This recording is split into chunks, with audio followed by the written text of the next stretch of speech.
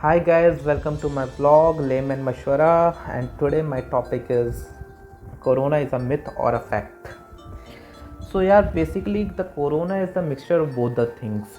It's a fact as well as myth because the speed of spreading Corona is far less than speed of spreading rumors on this.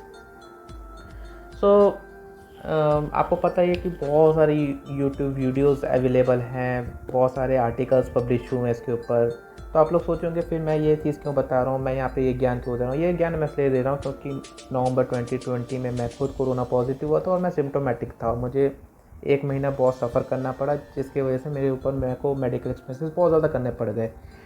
तो मैं उस experience के basis पे कुछ अपने मशवरा देना चाहता हूँ मिडिल क्लास फैमिली के लिए, क्योंकि देखिए जो रिच क्लास फैमिली वो तो ऑक्सीजन भी खरीद लेगा, घर को आईसीयू बना देगा अगर।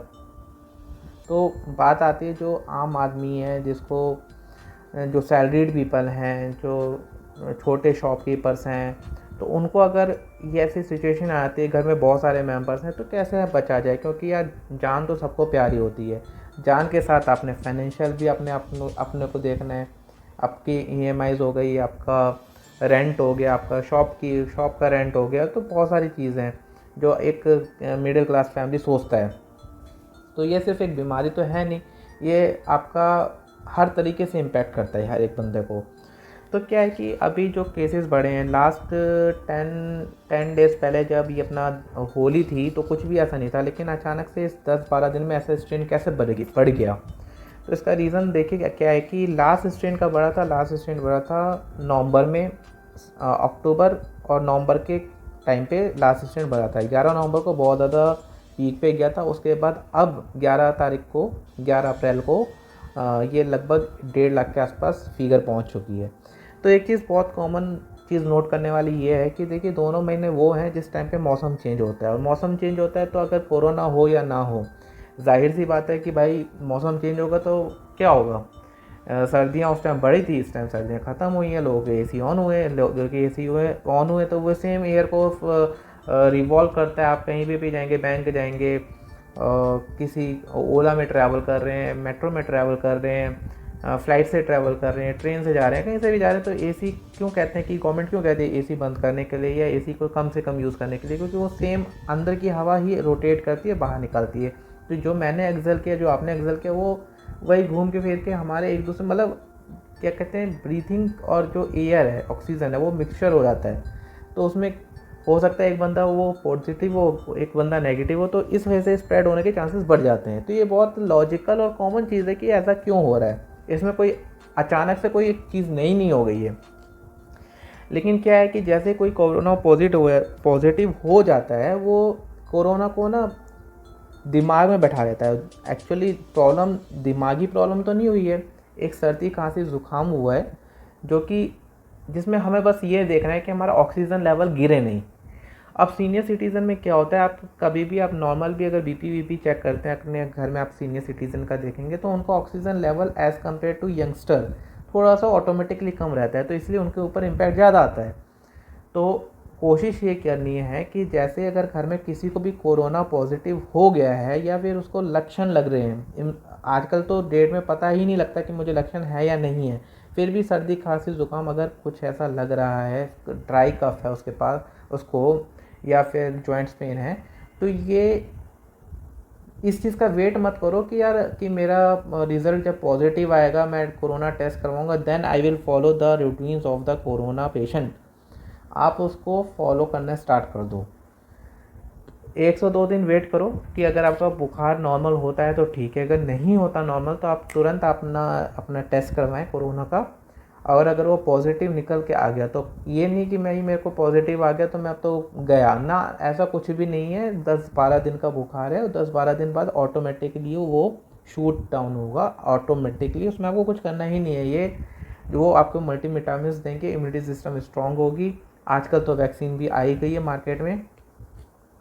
तो मेन एरिया ऑफ कंसर्न ये है कि आपकी मेंटल आप कितनी स्ट्रॉन्ग है, आप कैसे उस चीज़ को ले रहे हैं, नज़रिया आपका क्या है उस चीज़ को लेने का, होपलेस हो रहे हैं या फिर आपको पता है कि उसको एक कैजुअल बीमारी की तरह ले रहे हैं। बस हाँ, आपको प्रिकॉशन पूरी रहनी है, पूरे अपने आप को रेस्ट्रिक्ट करना है। आइसोलेशन में जाना है। आइसोलेशन और क्वारंटाइन में लोग कंफ्यूज होते हैं। क्वारंटाइन मतलब ये होता है कि मैं अपने घर में मैं अगर पॉजिटिव हो गया हूँ तो मैं पॉजिटिव हो गया हूँ तो मैं अपने घर वालों के साथ नॉर्मली उठ रहा हूँ, बैठ रहा हूँ, दैट इज़ अ क्वारंटाइन। वो मुझे नहीं करना है। जब अगर मैं पॉजिटिव हो गया हूँ तो मुझे 11 दिन तक, कम से कम 11th डे तक मुझे एक सेपरेट रूम में रहना है। बालकनी में मैं जा सकता हूँ, अगर मैं घर में मूव भी कर रहा हूँ या छत पे जा भी रहा हूँ तो जब मैं जा रहा हूँ तो मेरे उस टाइम जाने के दौरान में एटलीस्ट मेरे फैमिली वाले मेरे से दूर रहें और मैं अपना निकल जाऊँ। फिर वो they can do whatever they want to do, तो उसमें कोई दिक्कत नहीं है। लेकिन हाँ, जहाँ से जैसे मैं उठा, मेरा रूम साफ़ हो रहा है या मैं खुद ही साफ़ कर रहा हूँ अपने अपना, ऐसा तो कोई बहुत बड़ी बात है नहीं, चैलेंजिंग है नहीं। मैं अगर मेरे को सपोज़ करो मैं नहीं कर पाता या कोई सीनियर सिटीज़न कोरोना पॉजिटिव और आइसोलेशन में, तो वो खुद से नहीं सफाई वगैरह कर पाते, तो मास्क, 2 मास्क पहन के, सैनिटाइज़र हाथ में लगा के, ग्लव्स पहन के आप उसको घर को साफ़ कर सकते हैं।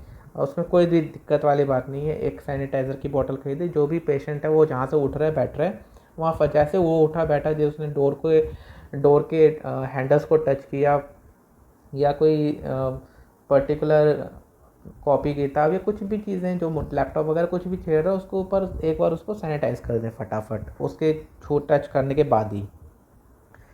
उसके बाद नॉर्मल उसे क्या करना है, पेशेंट को उसे ये करना है कि अगर बॉडी साथ, ज़बरदस्ती नहीं है, बहुत एग्रेसिव वर्कआउट नहीं करना, लेकिन हाँ, चाहे बैडमिंटन थोड़ा सा खेल लिया, अपने फिज़िकली एक्टिविटी उसे करते रहनी है ताकि इम्यूनिटी सिस्टम दोबारा से जो रिकवर होगा वो फास्टली, बहुत स्पीडली रिकवर हो।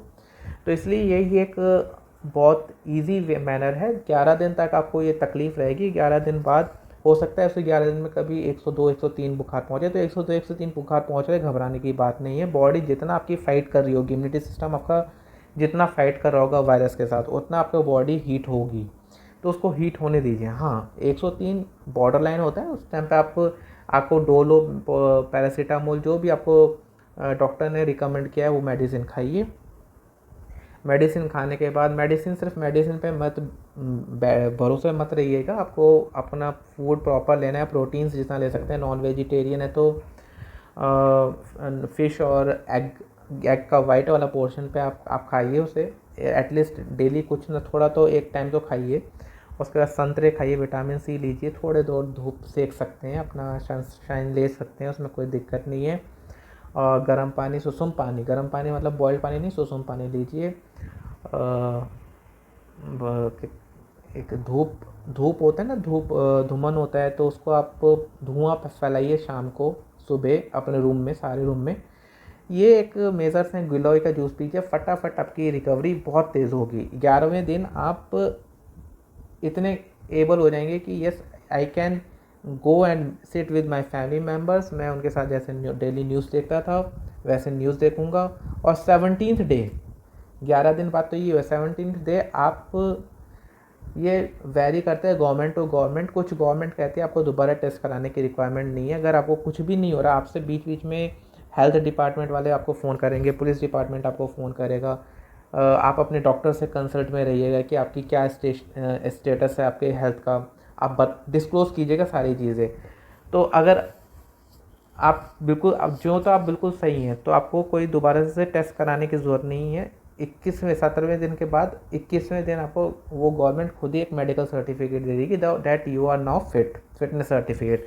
नहीं, अगर कुछ गवर्नमेंट चाहती है कि आप दोबारा से टेस्ट करा लें कि आपका नेगेटिव आया या नहीं आया, तो आप करवा सकते हैं। लगभग 21वें दिन तक आप पूरे तरीके से नेगेटिव एक बंदा हो जाता है। नॉर्मल रेट्यून में वो आने के लिए depend upon the immunity system, बात सारी इम्यूनिटी के ऊपर आती है। अगर बहुत अच्छा इम्यूनिटी है तो he can go to the office और work place where he want to go with taking all the precautions. ऐसा नहीं कि भाई ठीक हो गए तो अब तो हमें दोबारा होगा नहीं, ऐसा कुछ भी नहीं है। आपको प्रिकॉशन पूरा लेना है, उससे ज़्यादा एहतियात बरतनी है। और ये जो रीज़न क्या है जो इतना अचानक से बढ़ा है, उसका रीज़न भी यही है कि लोगों ने जो नॉर्म्स थे, कोरोना प्रोटोकॉल थे, उसको इतने हल्के में ले लिया ना कि अबे यार अब तो ठीक हो गया, गोलगप्पे तो मैं खाऊंगा ही चाहे जो हो जाए, वो हाथ डुबा के देगा तो भी मैं खाऊंगा, मोमोज़ की चटनी नहीं मांगूंगा, भैया ज़रा चटनी और दे दो। मुझे नहीं पता उसने चटनी कैसे बनाई है, छीक के बनाई है या फिर या फिर उसको बलगम था उसके हाथ में, या फिर उसके पास उसने छींकने टाइम में हाथ तो रखा लेकिन हैंकी नहीं रखी, मुझे क्या पता उसने सैनिटाइज़र यूज़ किया नहीं किया। तो कुछ छोटी छोटी गलतियों की वजह से ये चीज़ थोड़ी सी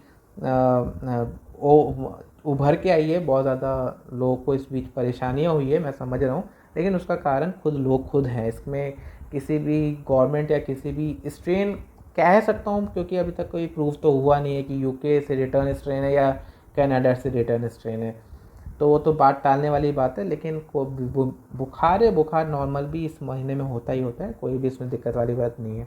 अब रह गई बात लॉकडाउन की, तो भैया ऐसा है कि आप भी जानते हैं, क्या जहाँ इलेक्शन हो रहे हैं, जहाँ पे रैलियाँ हो रही है, वहाँ पे कोरोना नहीं है क्या? या फिर जहाँ आईपीएल हो रहे हैं उनको वहाँ पे कोरोना नहीं है क्या? या फिर जहाँ कुंभ का मेला चल रहा है वहाँ कोरोना नहीं है क्या? तो जब ये सब चीज़ चल रहे हैं तो लोगों की नौकरियाँ क्यों नहीं चल सकती? और अब इंडिया की सिचुएशन, पिछले साल इंडिया के पास कुछ नहीं था, ना तो मास्क थे अवेलेबल, ना थे सैनिटाइज़र, ना था वेंटिलेटर्स, ना थे वैक्सीन। आज सब कुछ अवेलेबल है। इंडिया पिछले साल इतनी, इंडिया के अब कोई भी ग्लोबल में कोई भी कंट्री इतनी फाइनेंशियल कैपेसिटी थी कि 3-4 महीने बैठ के खा लिया, लेकिन आज के डेट में 1-15 दिन बैठा लो, लोगों की अगर नौकरी ना चलेगी तो मैं लिख के देता हूँ, लोग, डर दोनों साइड है, हेल्थ का भी डर है, फाइनेंशियल भी डर है। लेकिन हेल्थ अगर टूट गई तो गवर्नमेंट आज के डेट में सपोर्ट करके कुछ ना कुछ करके आपको गवर्नमेंट हॉस्पिटल में एडमिट करके वो हेल्थ रिकवर करवा देगी। लेकिन जिस दिन डिस्चार्ज होंगे और फाइनेंशियली आप टूट चुके हैं, तो फिर वापस आप खाने के लिए जब बचेगा नहीं तो फिर वही होगा। एक डेटा मैं आपको बता देता हूँ, अफेक्टेड जो हुए हैं टिल डेट वो हुए हैं 13.7 मिलियन इन इंडिया। रिकवर कितने हुए हैं? 12.3 मिलियन।